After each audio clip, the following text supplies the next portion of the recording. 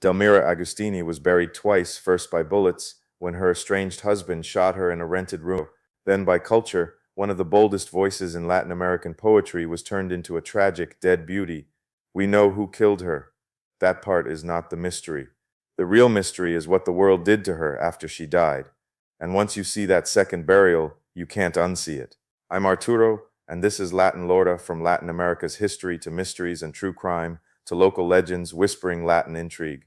Hit subscribe, fresh revelations drop every week, ready for your next campfire debate.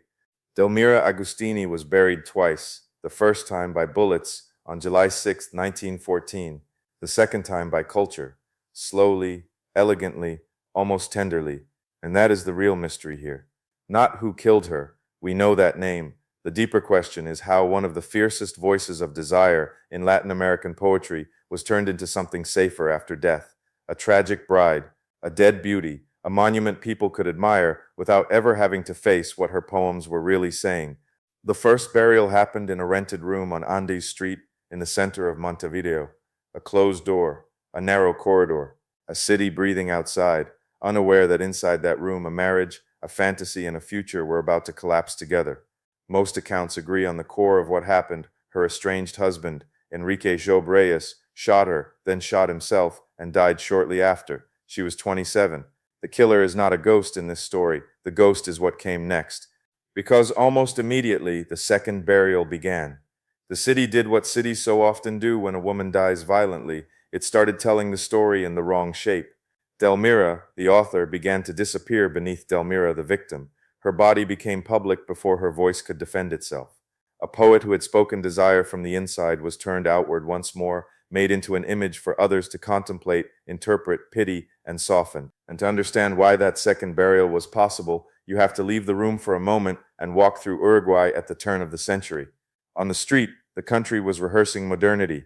Reform, secular change, and new civic ideas were shaping public life. The battle years wanted a progressive republic that could astonish the region. But inside the home, old power still kept its chair at the head of the table. A nation can change its laws faster than it changes its reflexes. Delmira was born on October 24, 1886, in Montevideo into a prosperous immigrant family that valued refinement, status, and protection. She was loved, cultivated, praised, and enclosed. That is important. Her childhood was velvet and a cage at the same time. The house gave her comfort, but it also trained her in a discipline of purity and containment. She grew up in a world where the body was guarded, watched, and managed, even as the mind inside it kept pressing towards something wider. Her mother's care was intense, nearly claustrophobic. Her father was deeply present too, less as a tyrant than as a devoted steward of her talent. At night, he would copy out her hurried drafts in neat handwriting. Imagine that image for a second. The daughter writing as if a river had broken loose, the father coming behind her with order, ink, and careful lines. Love was there, yes, but so was possession. The future poet learned early what it meant to be cherished and contained in the same gesture. That matters, because Delmira did not grow up as a bohemian roaming the streets in open rebellion. She grew up in a protected interior, and that protected interior became the pressure chamber of her imagination. She did not enter ordinary work life. She published young, moved through magazines early, and by the time most girls of her class were being trained for marriage, she was already leaving her mark in print. The family house became both workshop and prison, and her poetry found a door where daily life did not. By 16, she was already appearing in literary circles. The papers and salons noticed her precocious talent, her youth, her beauty, all the things society loves to praise when it still thinks it can control them. That was the first misunderstanding around Delmira. Many were willing to admire the miracle. Fewer were willing to hear what the miracle was saying. A gifted girl can be celebrated. A woman who begins to speak desire with authority is another matter entirely, and the literary world she entered was already rich with perfume, symbol, and danger. Spanish-American modernism was not a cold school of dry ideas. It was a world of swans, calluses, music, moonlight, fever, velvet, blood, lilies, saints, and temptation. Men had been writing sensual, decadent, symbolist poetry for years and had been praised for their refinement. Delmira did not walk into an innocent temple and scandalize it. The incense was already thick in the air, and in Uruguay, that air had its own local charge. In Montevideo, Julio Herrera y Reisig and Roberto de las Carreras had already helped push Uruguayan letters toward excess, provocation, and arguments about free love. So Delmira was not writing in a vacuum, she was entering a literary world already flirting with scandal. But here is the turn, she went where even that world still hesitated to follow. She moved desire into a female first person and made it speak with intelligence. That is the center of everything. Her real revolution was not simply erotic vocabulary, it was who got to say I. In her poems, desire is not something a woman passively receives while men narrate the fire around her. Desire is something a woman feels, imagines, summons, directs, suffers, enjoys, and sometimes even wields. The speaker is not a decorative body arranged for male contemplation. She is the mind of the poem, she is the pulse inside it. So when people ask what made Delmira radical, the answer is not just that she wrote about passion. Plenty of men were doing that already. She wrote female erotic appetite without apology. Her speakers hunger. They call. They burn. They approach pleasure, not as a moral accident, but as a lived force. She fused the sacred and the sensual, turning symbols of devotion toward bodily longing. And she wrote as a conscious artist, not as someone merely spilling private feelings onto the page. That distinction matters. Delmira was not simply confessing. She was composing. She knew how to build atmosphere, how to let a symbol enter as beauty and leave as danger, how to make a voice sound both intimate and ceremonial. That is why reducing her poems to gossip does such violence to them. She was not just a woman who felt too much. She was an author shaping intensity on purpose. The scandal was not only her desire, it was her command. You can hear that command growing across her books. The White Book still carries some of the early ornamental shimmer, the apprenticeship of a young writer learning the movement's music. Morning Songs deepens the tone, strengthens the pulse. Then comes the empty chalices, and the center of gravity changes. There, the woman speaking is no longer a silhouette behind lace. She arrives charged, unmistakable, present. Later, in the poems gathered under the rosary of Eros, the old fiction of fragility becomes even harder to maintain. Read those poems honestly, and you do not find a porcelain angel drifting toward doom. You find design. In one place, the swan stops being a polite modernist emblem and turns almost into a lover. In another, desire erupts like a force that can scarcely fit inside the body. In the later Eros poems, the body glides, coils, and thinks itself into voluptuous motion. This is not innocent sleepwalking. This is a poet testing how far language can go before society flinches. And society did flinch, even when it pretended to applaud. Rubén Darío admired her. That mattered. His support helped secure her place in the literary field. But praise can also arrive wearing a muzzle. The world was often willing to treat Delmira as a marvelous exception, a rare woman poet, a beautiful anomaly. That sounds like an honor until you notice the trick. An exception leaves the rule untouched. A miracle is easier to tolerate than a rearrangement of the whole house. Was she a banner-carrying political feminist in the organized sense? Not exactly. She did not build a public career through parties or associations, and Uruguay's women's movement would gather stronger force only a few years later. But rebellion does not always arrive shouting slogans. Sometimes it arrives as a voice. Sometimes it arrives as a woman changing who occupies the center of the lyric world. Sometimes it arrives as a woman deciding that marriage is not her fate. Then comes Enrique Hobreus. She had known him for years before the wedding. Their courtship stretched over time, as if the length of waiting might guarantee the marriage's success. It did not. They married in 1913, and almost immediately the fantasy began to crack. This matters too, because the story is not about a monster leaping from nowhere. It is about a familiar man stepping out of the role society had written for him and discovering he could not bear what happened when the script failed. Barely 6 weeks after the wedding, Delmira left him and returned to her parents' house. One later account preserves her verdict in a line as sharp as broken glass. She could not endure so much vulgarity. Whether that phrase captures the exact center of her disappointment or only its cleanest summary, the point lands the same. The marriage had shown her something she could not inhabit. He wanted a wife who would settle into the dim obedience of domestic life. She wanted air. And this is where history enters with a key in its hand. Uruguay had already legalized divorce in 1907. Then, in 1913, the law moved further and made something astonishing for its time possible: divorce by the sole will of the woman. Pause there. Hear how radical that is in the early 20th century. Delmira was living in one of the few places on earth where a woman's will could, in law, be enough to open the door and leave. She was not campaigning at a podium. She was not writing manifestos. But by choosing that door, she stepped into the early stages of women's emancipation in her country. Her life brushed history not through speeches, but through action. And that is one reason her story matters beyond biography. She did not merely write freedom in metaphor, she made use of a legal freedom many women elsewhere did not yet possess. The poet of desire was also a woman testing the real limits of her own autonomy. But the story does not become simple just because the law was clear. Human attachment is rarely clean.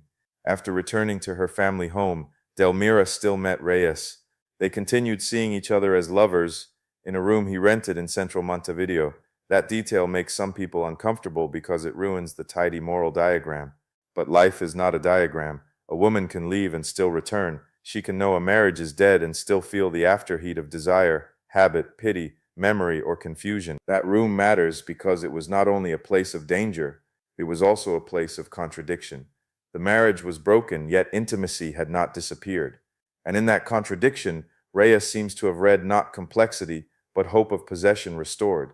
His letters darken. The language of wounded honor begins to harden around him. In one of those letters, blood rises where dignity feels threatened. He cannot imagine being left without also imagining violence. That is not romance speaking. That is ownership, finding its weapon. Now notice the trap that language lays. For generations, people called such killings crimes of passion, as if feeling itself had pulled the trigger. But that phrase is silk over iron. It romanticizes control. It makes domination sound like excess tenderness. In Delmira's case, the stronger reading is not melodrama, but what we would now call intimate partner femicide. Male possessiveness sharpened by separation, humiliation, and the refusal to accept a woman's autonomy.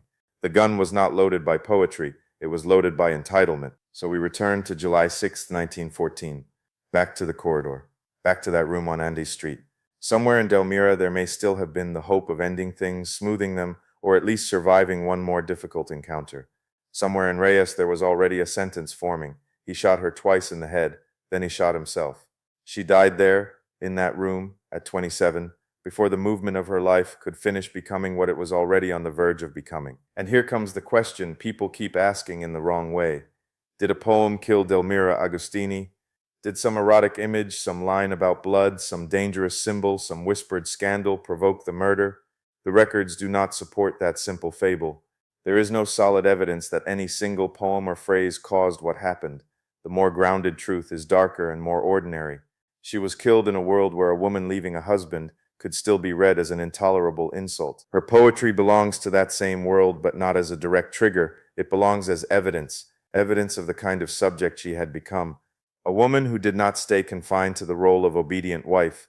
A woman whose erotic and imaginative life was not asking permission. A woman writing from inside her own hunger, rather than waiting to be described by men. She was not killed for a stanza. She was killed in a culture that could not peacefully absorb what that stanza represented. And then the press arrived. And this is where the second burial truly gathers its tools. Montevideo's newspapers, and others beyond it, turned the crime into a spectacle. They described the room, the blood, the furniture, the corridor, and the clothes. Photographs of her body circulated in the press. Rumors about another lover moved through the public like smoke through curtains. What should have remained a brutal reckoning with violence became something else, a stage on which the city could admire its own sensitivity while consuming the details. The cruelty of it is almost artistic. Many of the people writing these accounts were not mere fact clerks.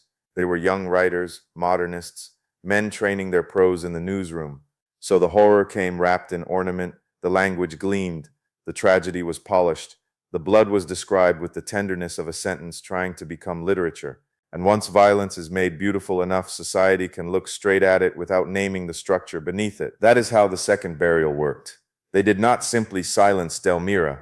They kept her visible in the wrong way. They traded the living author for the beautiful victim. They traded a central innovator of modernism for a rare woman poet. They traded a case of male violence for a tragic love story, and every one of those trades made her safer for posterity. The dangerous woman grew dim. The monument became easier to display. Even praise helped perform that burial. When critics admired her as a strange wonder, a delicate prodigy, a marvelous exception, they preserved her fame while narrowing her threat. Better to call her dazzling than to admit she had shifted the center of the lyric universe. Better to call her unusual for a woman than to ask what men had been guarding all along. Praise can be a cage with flowers wrapped around its bars. It smells lovely. it still locks. Then came the more elegant distortions. Because Delmira often braided eros and danger, desire and abyss, some later readers began reading the murder backward into the poems, as if she had anticipated it, scripted it, even invited it aesthetically. But that is one of the cruelest readings possible. It turns femicide into destiny. It makes the bullet feel like the natural fulfillment of an image. No, the poems do not summon the revolver. They reveal how intimately desire and risk were already entangled in the world around her. Read her without the funeral draped over every line, and something startling happens. The poems breathe differently. The swan stops being a symbol of a gentleman's parlor and becomes a trembling, almost fleshly presence. The voice does not blush and retreat. It advances. It knows what it wants, even when wanting opens into danger. That is why Delmira still feels modern.